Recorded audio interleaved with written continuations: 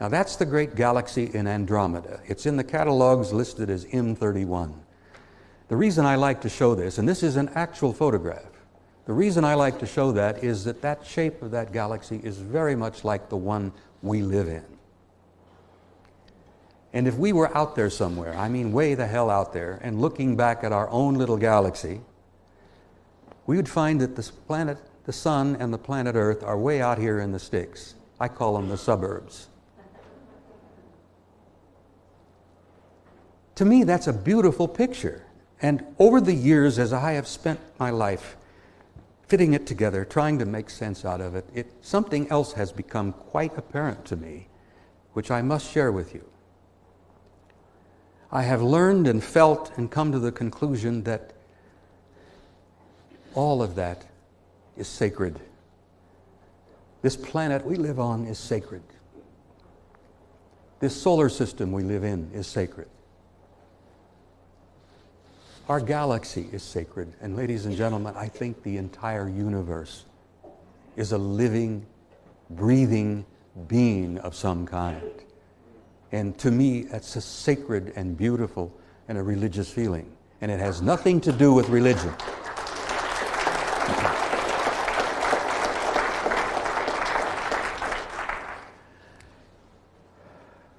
We're facing some realities very, very soon. And our visitors out there, who've been with us for a long time, are helping to bring it to pass.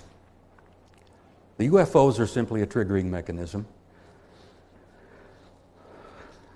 The crop circles are a triggering mechanism. The appearances of the beautiful lady who have appeared over the years in all parts of the world. And I go back and tell you that the beautiful lady has been with us long before the carpenter of Galilee was born, is a reality. But that's a triggering mechanism. An advanced intelligence, an advanced spiritual awareness is trying to make the human race wake up. And they are literally grabbing us by our shirt collars and they're slapping our face and saying, the time has come to pay attention, for God's sake. You're no longer children. You've got thermonuclear weapons. You've got bacteriological weapons. My God, you do this, you do that. You're a bunch of bright adolescents. But you're going to kill yourselves unless you wise up and grow up and come to some realities here of who you are, why you're here, and what it's all about. And this study of astronomy, this is a study of that beautiful photo out there, the study of the UFOs, has led me in that direction. Now, as I said, over the years I can come to some conclusions. And I want you to understand something also. These are mine. I don't want you to leave the room today believing that anything I might say is true. But these are truths for me. I'm not a preacher and I'm not a prophet, and I don't want you to leave the room believing anything I may have said. I do want you to leave the room this afternoon with a high curiosity to go out there and do your own homework and your own research. Now, I know many of you have, and I commend you for it. You're way ahead of the average person out there. But don't stop it. Keep it going. Realize that you're touching the infinite here. Keep your studies up. Look into it and reach your own conclusions in your own heart and in your own mind as to what this all means to you. I'll tell you what it means to me. Over the years in my research, I have concluded that the human race is not an accident. We didn't just happen. We didn't just end up being a little blob out of the ooze hundreds of millions of years ago. I have concluded, in my own view, and I've studied history extensively, I have studied theology extensively, I have concluded that the human race is a hybrid race. We have been seated upon this planet, we've been placed here, and we have been genetically manipulated here over the ages of time, continually, into what we are today. From old Australopithecus to old Neanderthal to Cro-Magnon, which is basically what we are, Homo sapiens, into something that we cannot at this point even begin to grasp. And I want this to be taken with you, if you will, of anything I may have said. You're all a part of something that's absolutely incredible. You're in a state, an age of transition, a point of transformation. You might even call it a point of transcendence. What's happening to you today is going to change you and your children and your grandchildren and the generations yet to come into a species so different from what we are today than what we are from old Neanderthal. Now, please don't get me wrong. Old Neanderthal, our ancestor, was a pretty decent old man. I mean, he wasn't stupid. He wasn't thick and hulking, as many of the artists have tried to express. We know he had some sensitivities. We know he had some love because we found Neanderthal graves where a woman and a little baby have been placed in the ground and a tiny bouquet of flowers have been placed with them. So we know that our ancestors, the Neanderthals, had a sensitivity. They had a feeling of love, and they were able to experience a sense of loss and grief. But they're gone now, and we're here. And we are undergoing a transformation and a transition. And you're right smack in the middle of it, and it's going to be a chaotic experience. It's already begun. But believe me, it's worthwhile because you're going to come out of it in the years and years ahead into something much better, a lot brighter, a lot more tolerant, a lot more understanding. And you'll live literally forever. Now, people have asked me, who the hell are you? My old cronies don't remember me very well. They don't look upon me. I mean, look at this. Some of my old military guys would never realize who I was. My old beer-drinking buddies. I must say to people who ask, and it's happened here this weekend, a very nice lady said, "Are you a Christian?" Because some of my views are a little far out. And I said, "Yes, ma'am, I'm a Christian. I'm also a Jew. I'm also a Buddhist. I'm also a Hindu. And I'm also a Muslim." And bless her heart, she didn't know what to think of that. She really was not prepared to deal with that.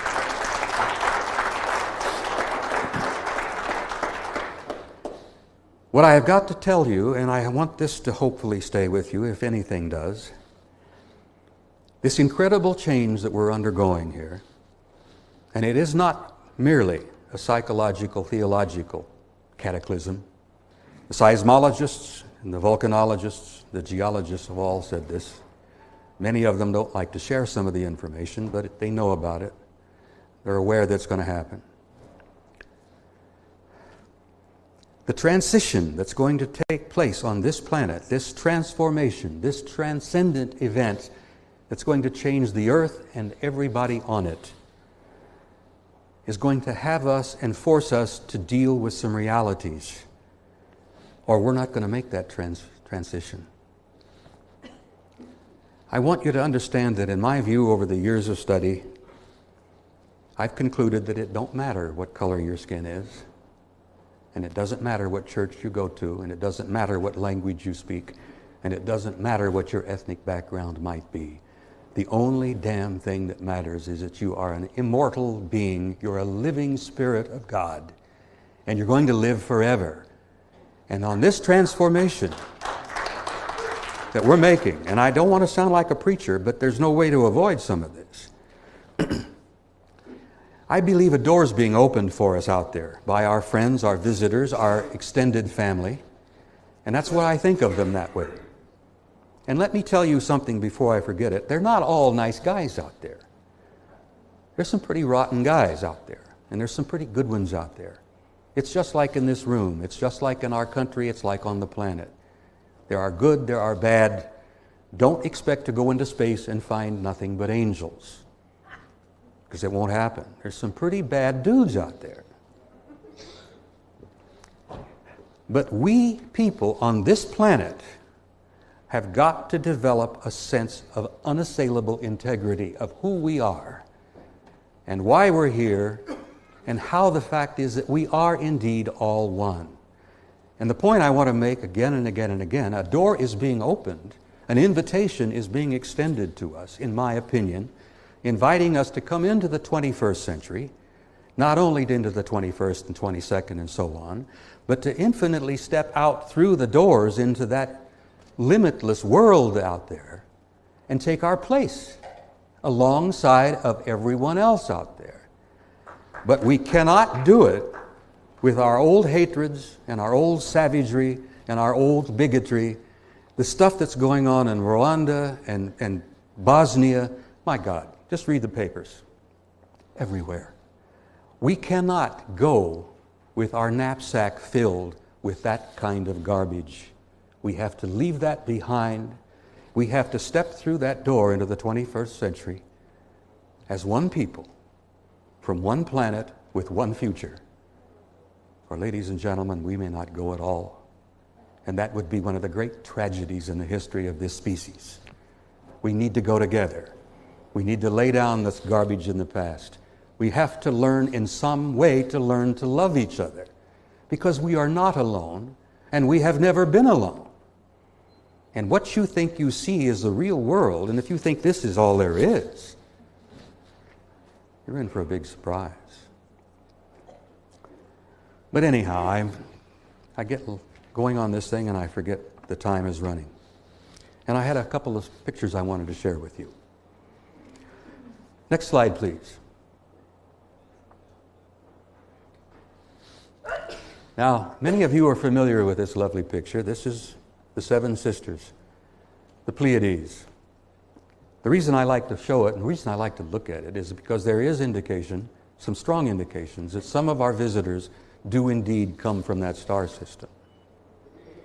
Well, that's a constellation, so there are a number of stars in it. Actually, there are 9 or more, but we generally only see 7, and our ancestors used to look upon them in a kind of a religious awe, because our ancestors knew that some of our friends came from there. Next slide, please. I love to show this because every astronaut and cosmonaut that I've been fortunate enough to be able to talk to over the years have told me that you cannot go out there and look back at that without having your life change. You can't see national boundaries there. You can't see ethnic differences there. You can't see religious differences there. All you can see is one tiny, beautiful planet, our little spaceship. And I have to tell you, we're not treating her very well. We're one of those species that's fouling our own nest. And we've got to stop it, we've got to put it right and start treating this beautiful lady a lot better. Because the guys who've been out there said, my God, you're never the same when you look back and see it and know that that's what we've got, that's it, that's our home. Next slide, please. All of the guys have said the same thing happens to them. Some of them, like Ed Mitchell. And I have to tell you, Ed Mitchell's a very special man. He's established the Institute of Noetic Sciences in California as a result of his change when he was out in space and looking back. He says it's an experience that I wish everybody on the planet could have. Next slide. Next slide, please. Now, I'm going to make a point here before my time runs out that's maybe sensitive to a few of you. In all the years of study and research that I have made, I've studied the Bhagavad Gita, which is the holy book of Hinduism. I've read the Bible, the Torah, the New Testament, all of it, a couple of dozen times.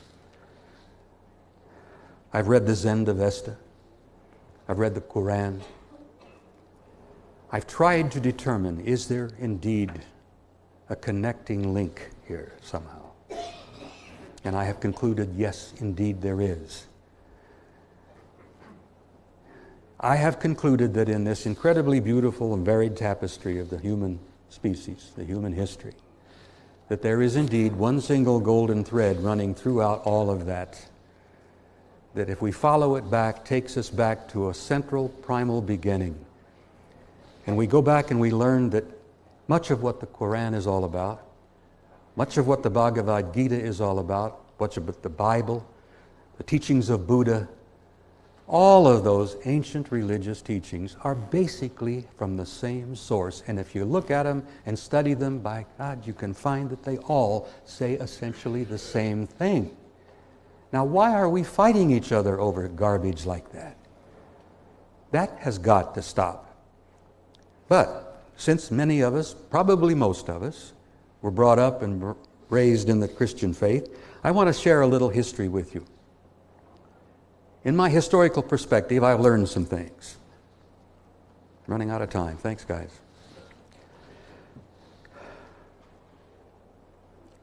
All of the events that occurred in Galilee roughly 2,000 years ago probably very much occurred in much the way you've been told. But it's not quite the way it's been interpreted. Now, this is my personal view, mind you. So don't start throwing Bibles at me.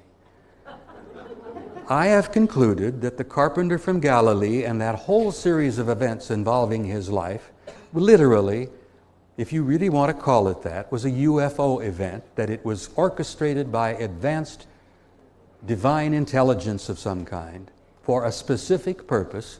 And if you read the New Testament properly, the carpenter himself says that again and again and again. But I want to throw out a couple of interesting little things to you. This is a medieval Renaissance painting. But look here. There's some interesting lenticular clouds in the background here. My goodness, there's an interesting one there. Looks like a saucer with a dome. There's one up here. Next slide, please. Another picture involving the life of this man. He was a lot more than a man. But up here, a lenticular cloud. Another lenticular cloud. My God, the sky is full of lenticular clouds. Now, what was this artist trying to communicate about the life of this man? This is the baptism of Christ. But all these clouds in the sky, strange shaped clouds. Now, meteorologists will tell you there are lenticular clouds. There are. Next slide, please. Here's one. Photographed in the Soviet Union, and this lenticular cloud sat there for over an hour and was seen to fly away at a high rate of speed. Lenticular clouds don't normally do that. Next slide, please. Here's another. Or is that? No, here we go. There's another. Similar shape. Same general time area, but different event. This one also was seen to depart, complete, at a high rate of speed. Next slide, please. Now, the little series of pictures I want to share with you are famous, but I don't know how many of you may have never seen them. The series of photographs you see here that will be shown took place in Fort Belvoir, Virginia in the early 1960s, where a bunch of kids were out on a training exercise. One of them happened to have a camera. They were taking a break, and one of the guys said, "What the hell is that?" And this ring appeared in the sky above one of the buildings at Fort Belvoir, and they took a picture of it. And it's while the kids sat there, next slide, please, it got closer, and it appeared to be beginning to change in some subtle way. Next slide, please. And this damn ring in the sky was beginning to turn itself into a cloud. You can still see the ring here. But these guys were sitting there with their mouths hanging open. Thank goodness one of them had the presence to keep snapping his shutter. Next slide, please. Now this is reversed. This one should have been for the last one. I think you can understand that. But anyhow, this is what was happening. And I don't know what was happening. Next slide. Next slide. There it is. Now that lenticular cloud sat there for a few minutes and then flew away at a high rate of speed. The guys were literally dumbfounded. Now I throw that out to you simply as a little plaything here to tell you that the next time you're looking at clouds, understand that maybe not all of the ones that you see are clouds.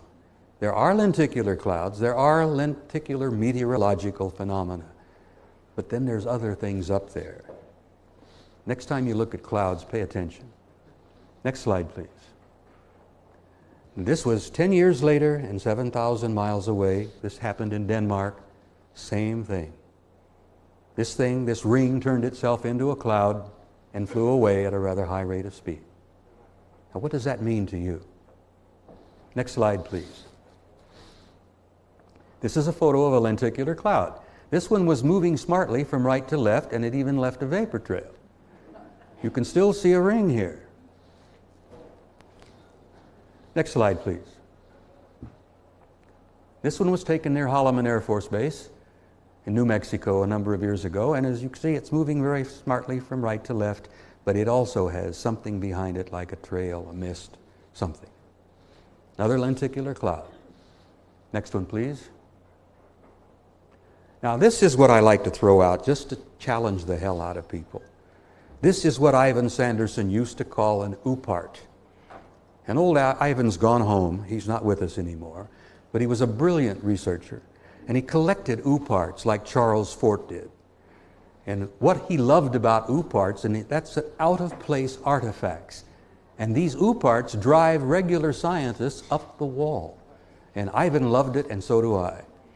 This little object is from South America. It was found near the borders of, I think, Ecuador and Colombia a number of years ago by archaeologists excavating, and it's a little clay figure roughly 8 inches high, made by an Indian in Colombia or Ecuador a long time ago, at least 2,000 years ago, according to the dating system.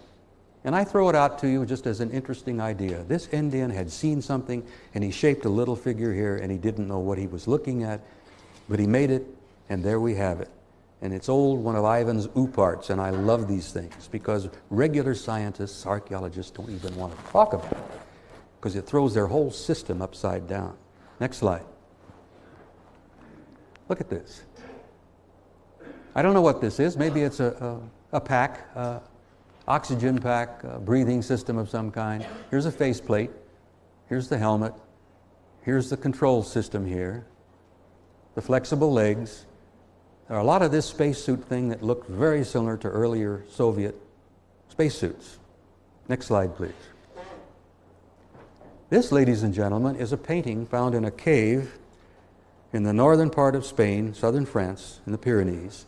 And these little drawings have been estimated to be at least 40,000 years old, possibly 60. And I throw it out simply because it's fascinating.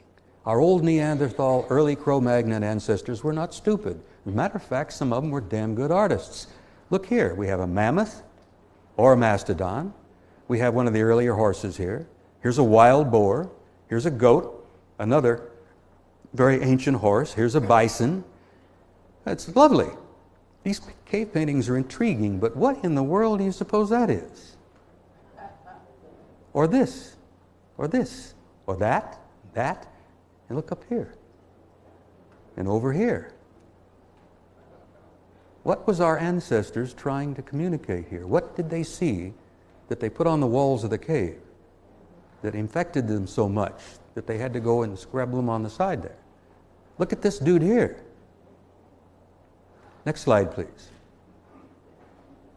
Now, a number of French scholars have collected these paintings and collected photos of them, and they've cataloged them according to certain catalog numbers and such. This one is reversed, but it's still okay. The pictures are the same. Look at that. That's exactly what flew over Central Europe in 1961. Now, what does you suppose the artist is conveying here with these two objects and those dotted lines? Well, it's obvious to me, and I'm not that bright, that he's trying to indicate that that thing was moving. Next slide, please. Look at this. That thing is moving. And I just showed you a picture of one of those taken over Germany. Now, these are 40,000 years old at least, possibly 60. When you go back that far, 20,000 doesn't make that much difference. Next slide, please. Now, here's this one, and then also look at these. These are apparently representing objects on the ground because the legs are down. They're apparently standing on legs. This is a classic UFO on 3 legs. Next slide, please. In my historical research, I came across this little painting. This is on the panel of the side of a sarcophagus from Egypt that goes back to the first dynasty. And that's very, very early. That's about 2800 BC. And the hieroglyphs on this thing, or on the side, this is only a piece of it, describe this as being the chest of Osiris. Now, I think there's some problem here with the translation. But I looked at that and it intrigued me. And like Ivan Sanderson said, I'll bet you that's a new part. Turn it upside down. Next slide, please. This is the chest of Osiris. And I've concluded that that is an early runabout for some of our visitors. And as we know, Osiris was one of the great early Egyptian creator gods, one of those I think that the Sumerians called the Anunnaki, those who came down from above. And I think that was his runabout. Here's a little cabin here, here's some little jets back here, and there's probably an air intake up here. And that's how he and Isis got around. Next slide, please. Now, this is simply a personal view. That's also side up, wrong side. Guys, could you just switch that just quickly? Thank you. Other people get a hold of my slide tray and they play with it sometimes. And thank you very much. I appreciate it. This is a rock painting in an ancient cave near Fergana along the Russian-Chinese border. When the archaeologists first spotted this little thing, they said, this has got to be a hoax. They looked at it and said, oh, come on. Then they started dating it, how they do these things. I guess the charcoal and whatever is in the image, however it's painted, can be dated something. They ended up finding that this thing was well over 2,000 years old. Now, this is along the Chinese-Russian border. But look at this. This is a cave painting. What's this little dude here? Look at the antenna, the big eyes, the helmet, the boots. What's this? And this guy over here is really a puzzle.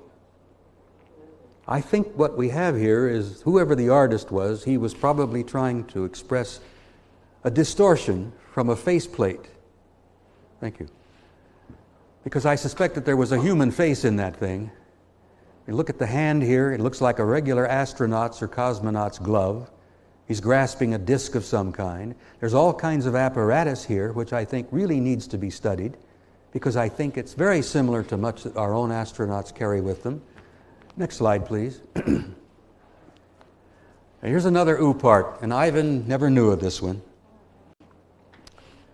This is a painting hanging at Cambridge University in England.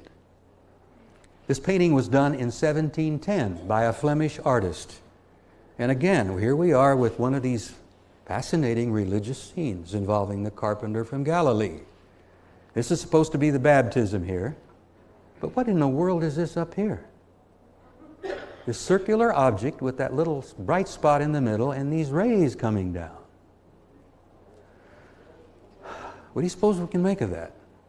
I call it a new part, but I love it because it really ticks off some of the theologians and the scientists. They don't even like to talk about this, particularly when I throw the next slide up. This is an actual photograph taken just a few years ago, and I want you to look at that object. It's damn near identical to the one painted in the 1710 painting. Even the fact that it's got the central light in the middle. And we have hundreds of pictures of objects like that. And these things appear repeatedly in scenes involving the life of the carpenter from Galilee. Now, am I being too subtle here with you? Personal view. You make your own decisions. Next slide, please. This is another little out-of-place artifact that was found up in the Chinese-Nepal border a number of years ago by a Soviet archaeologist by the name of Lolodov. Now, this object is in the Berlin Museum. Nobody knows what it's made out of. It's roughly the size of a 33 1/3 record player, LP record. They don't know what it is. It seems to be metal, and it also seems it's ceramic. The scientist who found it would not let them drill in it or cut into it because it was too valuable, he said. So they don't really know what it is. It rings like a bell. There's some interesting things on this little plate. Next slide. You've got a central sun here, You've got what look like octopus or cells of some kind. Here's a lizard of some kind. Here's something that looks like a badger or a fox. What is this? Well, to me, it looks strangely like a UFO. Anybody tried to attach the crop circle shapes to any boat? You know, that would be interesting. I don't know that anyone has. That's a good point. Thank you. The question was, anybody tried to compare this with some of the crop circles and make a comparison with some of this? But what I want you to look at is this little gray dude down here. This was estimated to be maybe 4,000 or 5,000 years old. The Nepalese who gave it to the scientists said this was given to them by friends who came down from the skies. But look at this little gray dude. Now we know that this one is a male. Ladies, forgive me, if you look right here, you'll see a little appendage that's very clear about that. But what is this all about? And what does it mean? And why is it something like this so old? And look at the script here. I can tell you that archaeologists have tried to decipher it and compare those, and it hasn't worked. But it's another OOP part, and I love it, and I like to throw it in the faces of people like Carl Sagan and guys like that. Next slide, please. Another discovery recently, Eric von Daniken found this. The German archaeologists who were with him said, Mein Gott, I hope Michael's here. Michael has a book that some of this stuff is in. Mein Gott, das ist ein Helikopter. Das ist ein Panzer. Das ist ein U-Boot. And down here they drew up a helicopter, a tank, and a submarine. I don't know what those things are, but this is very early. It was found near Abydos. It goes back at least to the first dynasty, perhaps even older. Now, what are these objects that the ancient Egyptians were trying to portray? Next slide, please. Some of this is from Zechariah Sitchin's work. Another little runabout from Sumer, 8,000 years ago. To me, it's a little runabout. Headlights, lights, cabin, fins, tail jet here, rocket. That's how some of the Anunnaki got around. Thank you. Next slide. Another picture from Germany, ancient, 400 years ago, of something happening in the skies. Next slide. Next slide, please. Another picture from Middle Ages, Renaissance, objects in the sky. Next slide, please.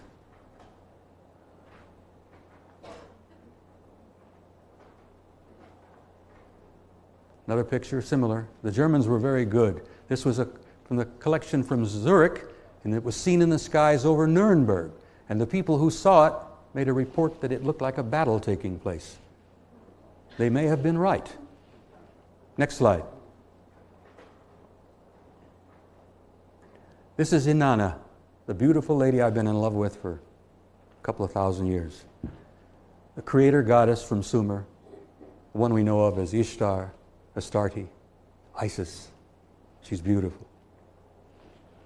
Anyhow, this is in Zechariah Sitchin's work. This is her spacesuit, by the way. It's her little outfit that she uses when she gets in her runabout to fly around. Next slide, please.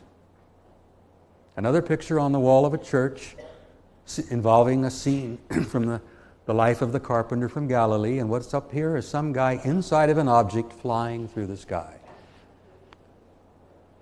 Another part. Ivan would have loved it. Next slide, please.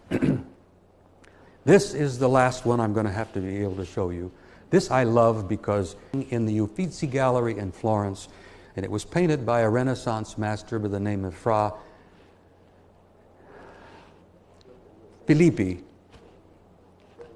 Forgive me the name, some of these. Lippi, yeah, Filippo Lippi. Now, he was a friar. He was a church member, but he was a great artist. This is hanging in the Uffizi. Fra Filippo Lippi. It's another one of those incredible scenes involving the Madonna. This is St. John. This is the baby Jesus. But what in the world is this? And why did the artist put that into that painting? And here's a little guy down here on the ground with his hand up to his eyes, looking up, and at his feet, next slide please, there's a dog barking down here.